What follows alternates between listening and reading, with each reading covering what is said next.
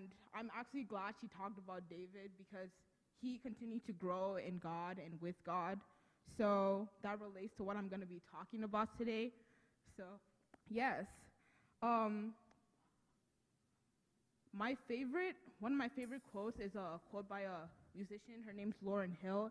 And she said we should constantly be aspiring to reach higher, to know more, to better ourselves, because that's how we improve the world around us, by working within ourselves.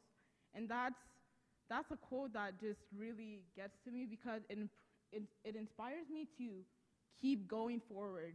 Like even when I get, like when I sink to the bottom and I just feel like I'm not worth it, I know I'm doing this for myself and I'm doing it with God and he's improving me to go forward.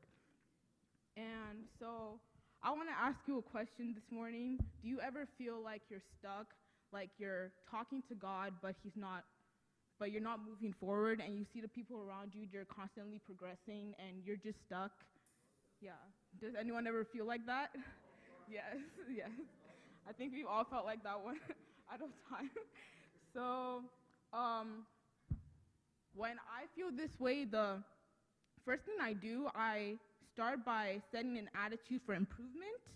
And basically, when I hear that voice in my head that's telling me, no, you can't do this, you're not worth it, you suck, or like, not just the voice in your head, but like people around you are like discouraging you and telling you you're not worth it and you suck, you had one job, but you couldn't do that either.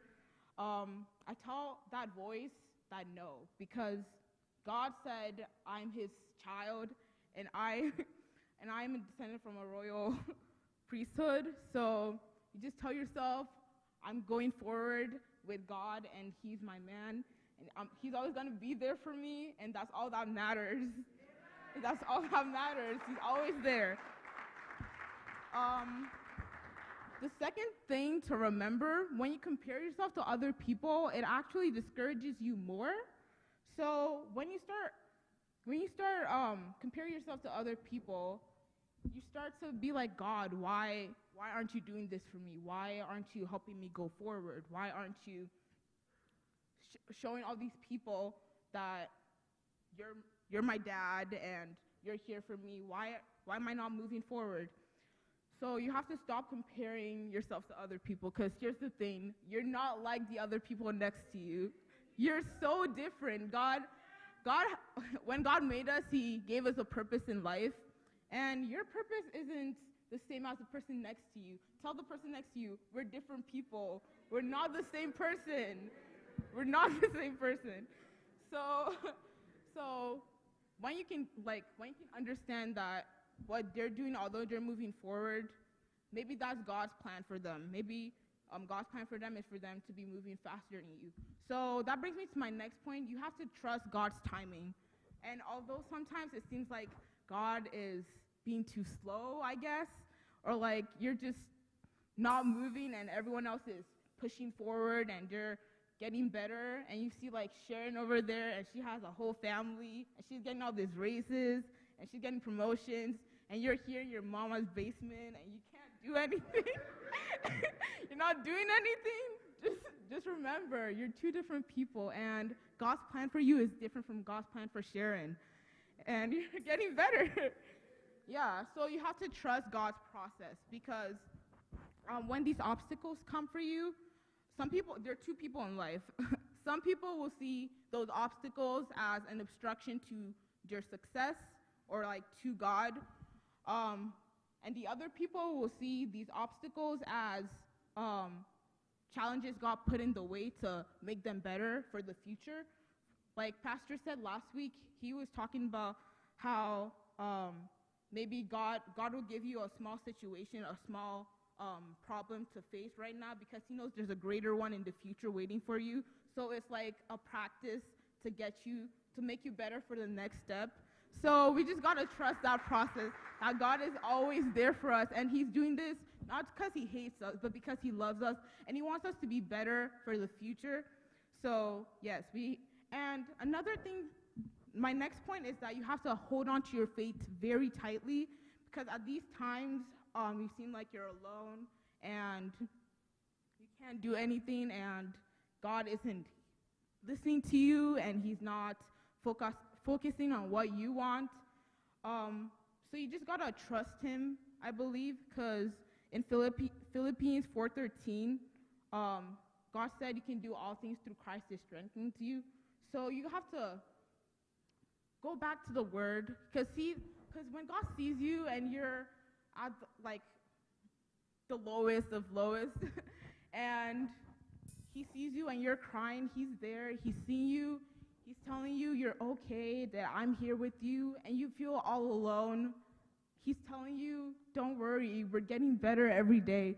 But we're not hearing him. And so you have to go back to the word. You have to talk to him. You have to pray with him.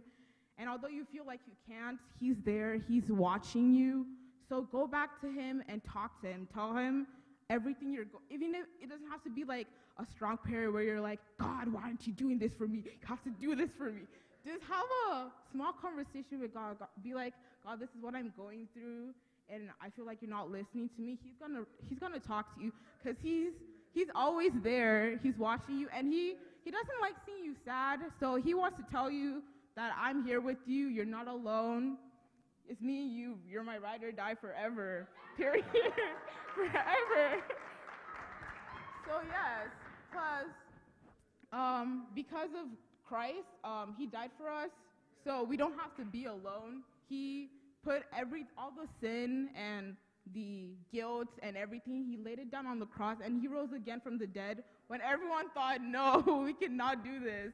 When he thought death is the limit, and he rose again, he gave us salvation. So we know we don't have to be there alone. We know he's there for us. And yes, and so during the summer, I went to this program, and the pastor preached on the mustard seed, one of the tiniest seeds in the world, and he talked about the potential a mustard seed had to bloom and be something amazing. So if we compare the mustard seed to the little bit of faith, God said a little bit of faith can move mountains. So imagine what a whole lot of faith can do to that obstacle that you see is obstructing you from your success and isn't getting you there.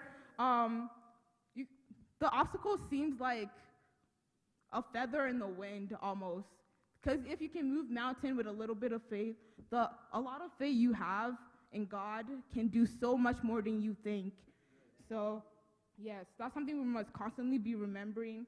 And although it seems hard and difficult, just remember Christ strengthens me, and I put my hope in him, and that's all that matters.